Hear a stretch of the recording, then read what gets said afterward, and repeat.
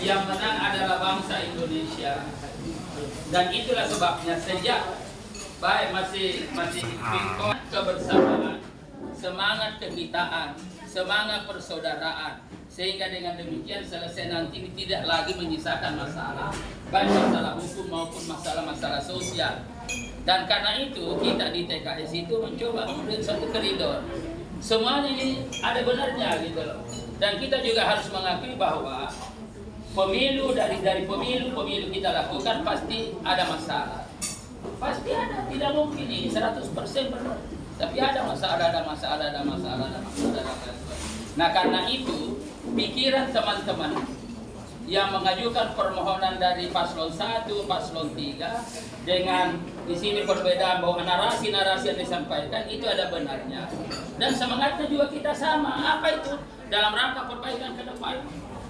Agar supaya apa yang terjadi ke depan betul-betul merupakan format, bukan hanya keinginan kelompok-kelompok tertentu.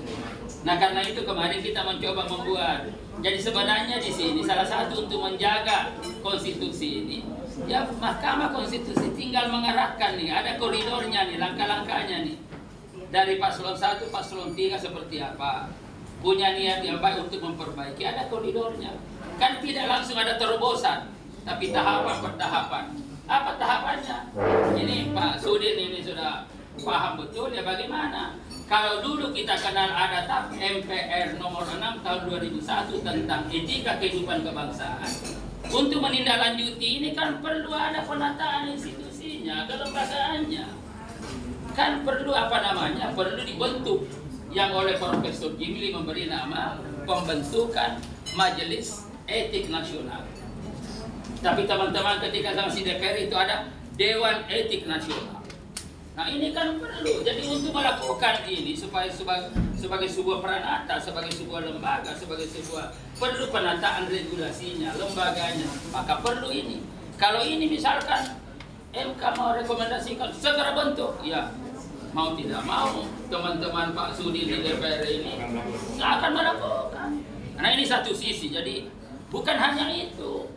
Bisa juga karena dalam rangka untuk masa depan supaya kehidupan kita ini betul-betul memiliki sistem ketatanegaraan yang utuh, yang formatnya dibangun berdasarkan ciri karakter Indonesia, kegotong royongan, kekeluargaan, musyawarah mufakat dan lain-lain sebagainya, kan perlu evaluasi dan amandemen Undang-Undang Dasar 1945 yang sudah berjalan sudah kurang lebih 20 tahun sejak tahun 2001 terakhir, kan ini kan 21 tahun dan lain-lain, kan perlu ada evaluasi. Dan saya ingat sekali lagi Bang Buyung ketika itu almarhum, saya masih di Komisi 3 ketika itu Pak Siti, itu mengingatkan di daerah sini amandemen Undang-Undang Dasar 1945 ini belum selesai, masih menyisakan banyak masalah yang perlu diharmonisasikan.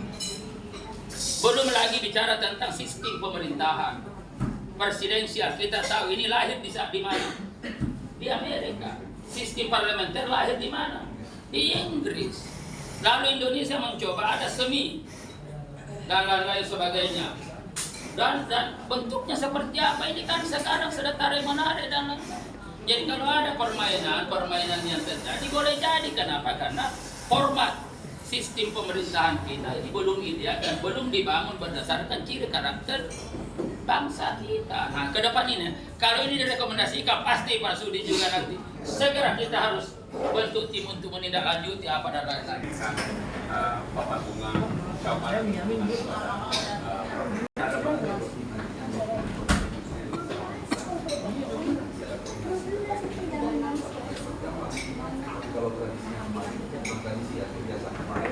prinsipal ya prinsipal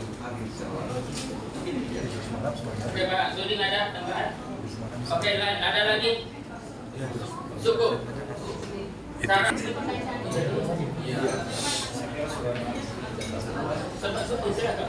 Iya, saya kira agenda persidangan terkait masalah khususan itu saya kira sudah dikonfirmasi kepada masing-masing pihak. Besok akan bahwa kemudian belum ada penyampaian ke publik.